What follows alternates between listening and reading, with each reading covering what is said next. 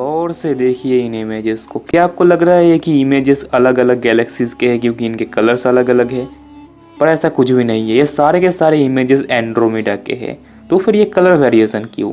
क्या ये images fake है? नासा और दूसरे स्पेस एजेंसी हमें बेवकूफ़ बना रहे हैं? एक ही ऑब्जेक्ट का अलग अलग तस्वीर कैसे हो सकता है, कहीं लाल कहीं नीला? सारे मिलके हमको पागल बना रहे हैं।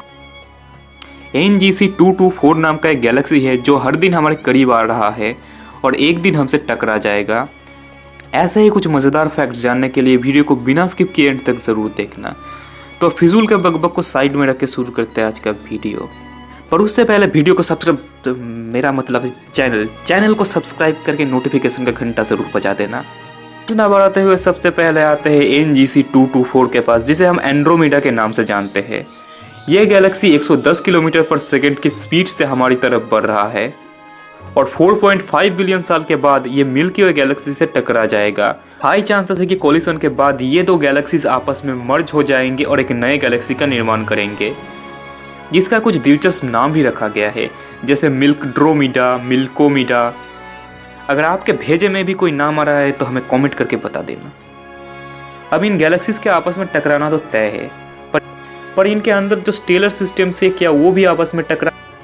देखो भाई, दो स्टार्स के बीच बहुत खाली जगह होता है। जैसे हमारे सन और प्रोक्सिमा सेंटोरी के बीच 4.2 लाइट ईयर्स का गैप है। ऐसे में एक स्टार दूसरे स्टार को ठोक दे ऐसा नामुमकिन लगता है। हाँ, अगर बहुत फूटी किस्मत वाले स्टार्स है तो कोलिशन हो भी सकता है।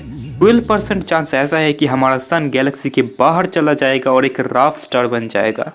पर कुछ भी हो, अर्थ के लोगों को घंटा फर्क पड़ता है, क्योंकि 4.5 बिलियन साल के बाद सन एक रेड जाइंट बन जाएगा, जिसके गर्मी की वजह से अर्थ का सरफेस पिघल जाएगा। तो जब तक यह कोलिशन होता है, अर्थ से लाइफ का नामो निशान मिट जाएगा।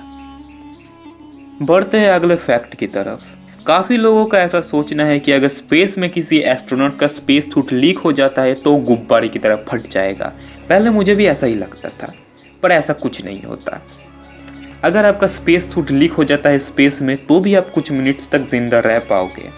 10 सेकंड के अंदर आप बेहोश हो जाओगे, आपका खून खौलने लगेगा, शरीर में जो फ्लूइड्स है उससे बबल्स बनना शुरू हो जाएंगे, शरीर ठंडा पड़ जाएगा, आंखें फ्रीज हो जाएंगे। 1 या 2 मिनट के बाद ऑक्सीजन की कमी की वजह से आपका सांस ले पाना मुश्किल हो जाएगा। अब ऐसे टाइम में घबराहट की वजह से मौत भी जल्दी आ जाएगा, और अगर आप इससे बच भी जाते हो तो आपका लंग्स डैमेज हो जाएगा। तो अगली बार अगर आपका स्पेस में जाने का मन करे तो दोबारा सोच लेना। फैक्ट नंबर 3, हमारे गैलेक्सी के सेंटर के पास एक मॉलिक्यूलर क्लाउड है सेजिटेरियस B2, जो गैस और डस्ट पार्टिकल से बना है।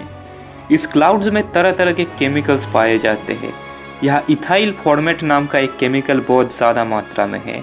इथाइल फॉर्मेट जिम्मेदार होता है रास्पबेरीज को टेस्ट देने के लिए, और इसका स्मेल रम जैसा होता है। कई लोग ऐसा मानते हैं कि इस क्लाउड का स्मेल रम जैसा होगा। इस क्लाउड में एक जगह इथाइल अल्कोहल का भी बहुत ज़्यादा मात्रा है। अब अल्कोहल को साइड में रख के जान लेते हैं अगला फैक्ट।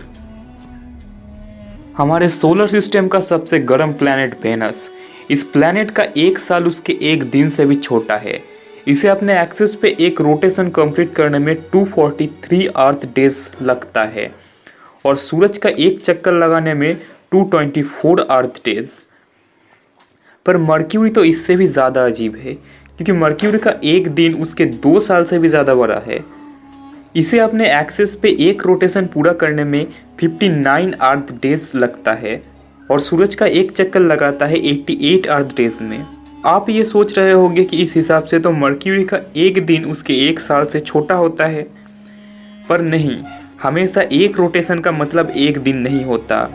मर्क्यूरी का एक सोलर डे यानी 2 सनराइज के बीच का गैप होता है 176 अर्थ डेज। इन स्पेस इमेजेस में कुछ तो गड़बड़ है। अब आप ये वीडियो देख लो, ये है हमारा गैलेक्सी मिल्की वे। अब ऐसा फुल इमेज तो तभी लिया जा सकता है ना जब कोई गैलेक्सी के बाहर हो, पर हम तो कभी गैलेक्सी के बाहर गए नहीं। तो ये तस्वीर किसने लिया? कहीं एरिया 51 के एलियंस ने तो नहीं?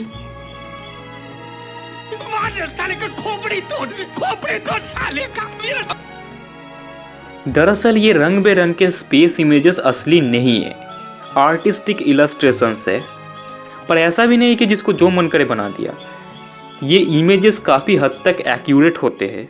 अब जब किसी चीज़ को देखते हो तो आपको क्या पता चलता है, उस चीज़ का कलर, शेप और साइज़। और स्पेस टेलीस्कोप्स की आंखें हमसे बहुत ज़्यादा एडवांस है। ये भी पता कर लेता है कि उस जगह का टेम्परेचर क्या है, कौन कौन से एलिमेंट्स किस अमाउंट पे है। हबल स्पेस टेलीस्कोप, ये स्पेस टेलीस्कोप बहुत दूर के जो तस्वीर लेते हैं उसे समझ पाना बहुत मुश्किल होता है। सूरज से 100 गुना बड़ा स्टार भी शायद एक डॉट के रूप में दिखेगा। अब ऐसे इमेज देख के हमको तो घंटा समझ आएगा। इसीलिए स्पेस एजेंसीज आर्टिस्टिक इलस्ट्रेशंस बनाते हैं टेलीस्कोप से मिले डेटा के आधार पर। टेलीस्कोप से मिले डेटा को ध्यान में रखते हुए आर्टिस्ट उन ऑब्जेक्ट्स को शेप और कलर देते हैं। अगर किसी प्लैनेट में लिक्विड वाटर बहुत ज़्यादा मात्रा में है तो उसे ब्लू, और बर्फ़ है तो वाइट कलर दिया जाएगा। इस तरह मौजूदा एलिमेंट्स के आधार पर ऑब्जेक्ट्स को कलराइज किया जाता है। अब ये डेटा एकदम एक्यूरेट तो हो नहीं सकते, सोर्स के डेटा में डिफरेंस होता है। इसी वजह से कभी कभी कलर वेरिएशन भी देखने को मिलता है। ये स्पेस इमेजेस भले ही असली ना हो पर काफ़ी हद तक सही है। स्पेस एजेंसीज के इलस्ट्रेशन आर्टिस्ट बहुत ध्यान लगा के इलस्ट्रेशंस बनाते हैं। आपको मेसियर 87 गैलेक्सी के इस ब्लैक होल का तस्वीर तो याद होगा। ये इलस्ट्रेशन बनाने के लिए डेटा तो 2017 तक मिल चुका था, पर इसे बनाने के लिए 2019 साल का वक्त लग गया।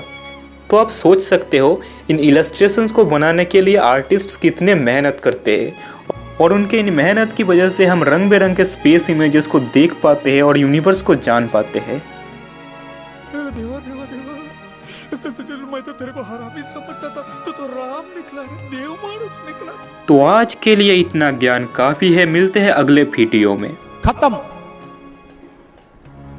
Bye bye, tata, good bye.